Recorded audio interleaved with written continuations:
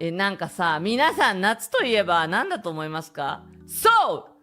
う流しそうめんなんですけど、てかスバル、夏になったらガチそうめんしか食わないの。食べない。だって、そうめんがこの世でいっちゃうまい。これドンキーでも言ったけど、もうそうめんスイカ、そうめんスイカスイカ、そうめんスイカみたいな、なんかそういうさ、生き方なわけ。で、たまに深夜にカレー食いたくなるみたいな。注意書きとしては、大空さんは、ちゃんと栄養管理士のもと、そうめんスイカ、そうめんスイカをやってるっていう体で、みんなはあまり真似しないでほしいんだけど、生粋のそうめん族だから、やっぱり夏になると、ちょっと物足りなくなってくるわけ。流しそうめんしてってなってくるわけ。まあ、そういう感情が起きたら、一旦みおちゃんに言うのね。みおちゃん、ねえねえ、流しそうめんしようよ、みおちゃん。みおちゃんって言うの。すると、みおしゃが、流しそうめんとか言うんだけど、なんだかんだノリノリで準備してくれるわけ。まあ、結果どうなったかっていうと、レックーザの流しそうめんパーティー器具みたいなの買ったの。舐めてたんだけど、レックーザってあいつ、水流すげえわ。舐めてた。そんなに水圧ねえだろとか思ってたんだけど、これ実際のレックーザさんなんだけど、ここの、いや、でかいんよ。なんかめちゃめちゃでかくて、で、パーツもめちゃめちゃあって、やばいみたいな。これ作れるかなって言ったら、まずなんかレックーザの柄をシールで貼れとか言われて、レックーザの柄ってこれシールなのかよとか思いながらペタペタ貼って、第一関門としてはここ、なんか水車みたいなのがあって楽しめるよみたいな。そうめん流しすぎると、ここでそうめんが渋滞を起こして水がビャーって溢れてて、これ水門、ここでそうめんが詰まって、こう水がビャーって横に流れて、こうビシャビシャになるみたいな。だから適度な量で流さないといけないっていう第一関門があって、いやでもこの水車ね、なかなかおもろい。ここになんかポッチャマのカードみたいなのがあるんだけど、この水車がぐるぐる回るとポッチャマがこう左右に揺れるねん。こうやって揺れるんだよ。それがなんか見てておもろくてさ、でもうこの辺のそうめんの勢いがすごすぎて、なんかさ、イニシャル D みたいな、ギャギャギャギャギャみたいな勢いでそうめんが曲がるわけ。ここで水と一緒に。だからここでその箸で取ると、その勢い、水流の勢いとそうめんの勢いと箸がぶつかって水がバーってこうやってまあ結果としてはここにそうめんがバカたまるのね。だからもうこっから食ってる人とかいたいやだからこれね、悪くない。買った方がいいぞこれちょっとおすすめかおすすめじゃないかって言われたら、まあおすすめではあった。なんか結構盛り上がったこれで。しかも3本の指が天に向かってこうなんかあるんだけど、まあポテトとか置けるなんかレックーザだけ働かせてんのもなみたいになった時に、手を上に上げさせてこの3本指にポテトを挟んで、こうなんかレックーザもパーティー楽しんでますみたいな、そういう雰囲気を出せてよかった。ただ後片付けバチめんどくさかったこれもうやばかった。もうね本当にこれ一人でやらない方がいいかも。3人いて2人が掃除できるタイプならやっていい。掃除で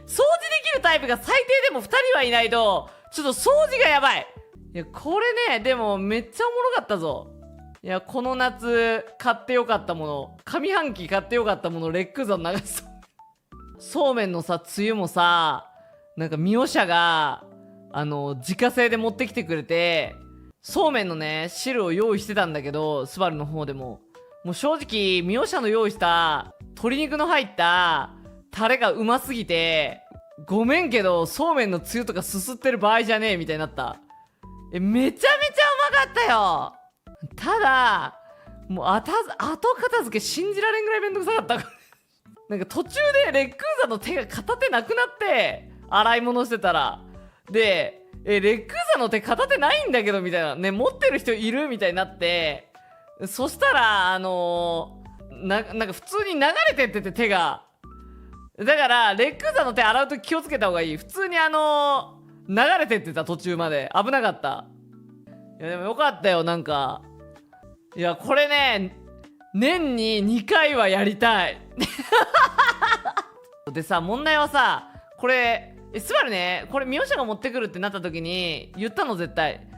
いや、流しそうめんしたいって言ったのはスバルなんだが、何で流しそうめんするかっていうのは、もうなんか勢いとノリで決まったわけ。で、決まった時にスバル言ったの、ミヨシャ申し訳ないけど、これ本当に絶対持って帰ってって言ったの。そしたら、気がついたら、ミヨちゃんの姿が消えてたの、パーティー会場からさ。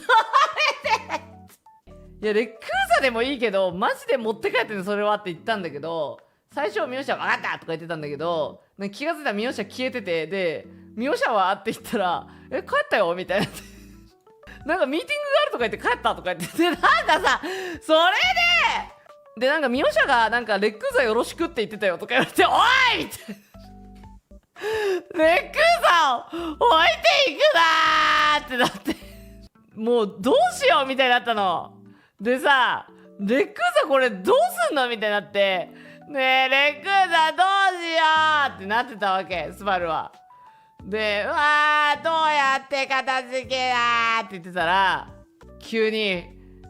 もううちの白神さんが、しょうがないなーみたいな感じ来て、で、何よ、ふーちゃんって言ったら、そのレックーザ、預かるよ、うちで。みたいなこと言い出して、で、育てよさんみたいな。頼もしいってなった。だから今、ふぶちゃん家でレックーザ育てられてる。だから、多分レベル上がって帰ってくる来年。そうだね。いや、マジで、レベル100になってあいつ帰ってくる。マジかっこよすぎた、あそこ。キャーってさすがにメスにならざるを得ない。ふぶちゃん帰りに信じられないぐらいでかい箱持って帰った。だからみんなあれだぞ。女子にモテたかったらレックーザ持って帰るといいぞ。相当メロつけるあれは。でもわかんない。次はさすがに置いてかれる可能性がある。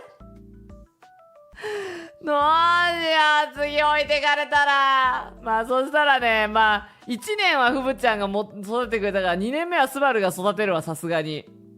やっぱ引き取るしかないのかな。これなんで流しそうめん会をしようと思ったかっていうと、なんかもともとは海外勢がなんか日本に来るタイミングがあって、そのタイミングで